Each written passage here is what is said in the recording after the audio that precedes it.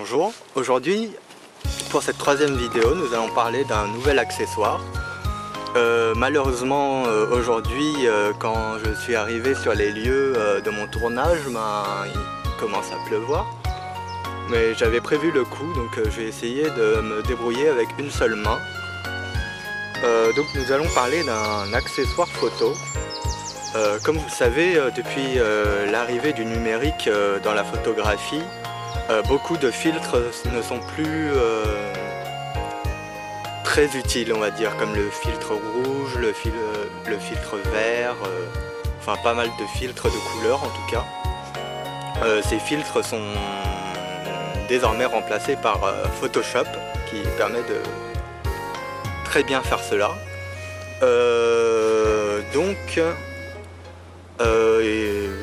Heureusement, il reste encore de nos jours quelques filtres qui sont utiles et qui ne peuvent pas être remplacés par des traitements, on va dire, informatiques. Je vais essayer de ne pas me faire piquer par les ronces ici, c'est un peu trop tard, on va dire. Donc il s'agit tout d'abord du filtre gris neutre, qui est encore assez cher aujourd'hui, qui permet en fait de faire de la longue exposition. Ou d'avoir des temps de pause assez longs, par exemple pour les photos d'autoroute que nous allons voir plus tard aussi, et des photos, on va dire, de longue exposition en journée, par exemple si vous voulez avoir des traînées de personnages, ou si vous voulez prendre des photos d'une avenue, par exemple des Champs-Élysées avec personne. C'est-à-dire vous allez prendre une photo pendant 30 secondes par exemple, voire plus. Et vu que les sujets sont en mouvement, ils ne vont pas apparaître sur la photo. Donc aujourd'hui nous allons parler, après cette longue introduction, d'un filtre, c'est le filtre polarisant. Je ne sais pas si on le voit, je vais essayer d'utiliser mon miroir pour regarder l'écran, voilà. Donc ce filtre polarisant, c'est le filtre Oya dans la gamme HD, donc c'est la gamme la plus élevée, la plus meilleure qualité chez Oya. Donc vous allez à Pro One qui est juste en dessous, et la HMC qui est multicouche, qui est, on va dire, la moyenne gamme chez Oya. Donc nous avons aujourd'hui ce filtre polarisant, donc CIRPL, c'est-à-dire circulant polarisant. Donc c'est-à-dire qu'on va pouvoir le tourner pour faire varier l'effet de la photo, l'effet du filtre. Donc là j'ai un filtre de diamètre 72, donc c'est celui pour mon objectif transstandard. Donc le filtre il est très bien livré avec sa boîte de protection en plastique et une boîte toute noire, un peu chromée on va dire, qui montre la bonne qualité on va dire. Donc je vais essayer de ne pas me faire inonder. Donc aujourd'hui j'ai mon boîtier principal, le 60D, avec l'objectif transstandard de Sigma, le DC 1770 f2.8 f4. Je testerai cet objectif plus tard, enfin je ferai un test, en tout cas moi je l'aime bien. Donc il est fourni avec son pare-soleil, mais aujourd'hui c'est pas le test de l'objectif, donc voilà. Voilà le filtre polarisant, je vais le dévisser, hop. Hop, hop, hop, hop, hop, hop. Voilà.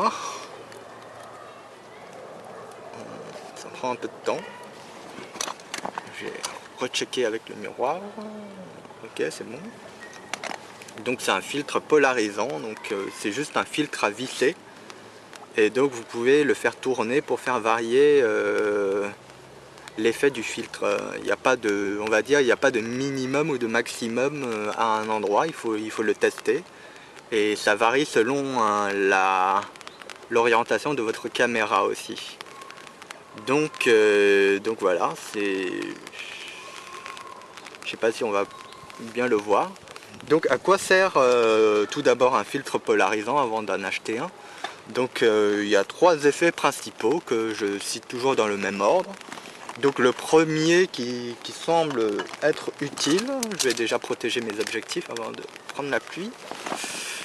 Donc le premier effet qui pourrait être utile, donc c'est je me répète, donc c'est de rendre le ciel plus contrasté, enfin plus saturé, donc un bleu plus foncé. Quand vous avez un bleu, on va dire bleu clair, il va vous le rendre bien bleu. Ça va jouer aussi sur l'herbe qui va devenir plus verte, donc il y aura un vert plus profond. Je peux pas tester actuellement vu les conditions de la météo. Je vais essayer quand même de vous mettre des photos à la fin de la vidéo ou d'essayer de mettre le filtre devant la caméra pour que vous puissiez voir l'effet. Donc rendre le ciel plus bleu ou l'herbe plus verte. Le deuxième effet, c'est de supprimer les reflets dans l'eau. Donc par exemple là je suis à côté d'un cours d'eau. Je vais quand même essayer de l'appliquer en tenant le parapluie. Merde, je l'ai revissé. Hop. Merde, c'est impossible de tourner avec une main. Décidément, avec le parapluie, c'est pas facile. Voilà. Ah, coup de chance, j'arrive. Désolé. Bon, je vais lâcher le parapluie pour l'instant. Donc, voilà. Regardez bien l'effet que ça produit sur l'eau. Hop. Hop. Donc là, on distingue moins les reflets, pratiquement plus. Après, ça dépend, comme je vous ai dit, de l'orientation de la caméra. Donc là, on va remettre le reflet, voilà. Hop, et on va essayer le ciel aussi, sauf que le ciel aujourd'hui est très nuageux, du coup on voit pas trop l'effet bleu. Donc je ferai une autre vidéo dessus pour que vous puissiez voir. Donc voilà. Donc en tout cas sur l'eau ça marche très bien aujourd'hui. Donc voilà, hop, hop, hop, hop. Bref, je vais remettre tout ça. Donc hop, hop. Je vais remettre ma caméra correctement. Je suis toujours là. Hop.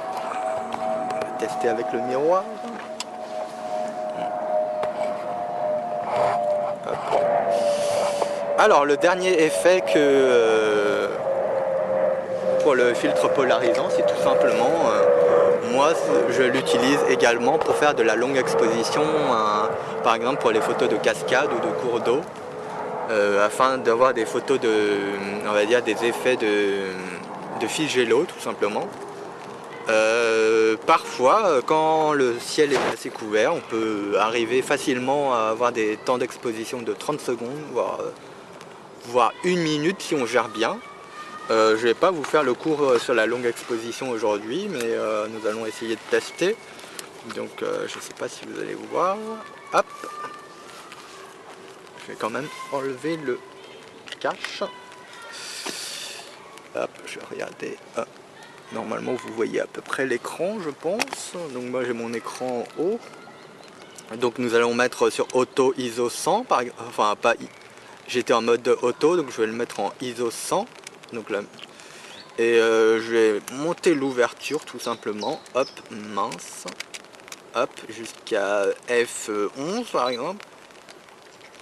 Et là, vu qu'on a beaucoup de luminosité, malheureusement, on n'arrive pas à atteindre des temps d'exposition très longs. Donc on va monter au maximum, c'est F22 sur cet objectif. Donc on arrive à 1 seconde quand même.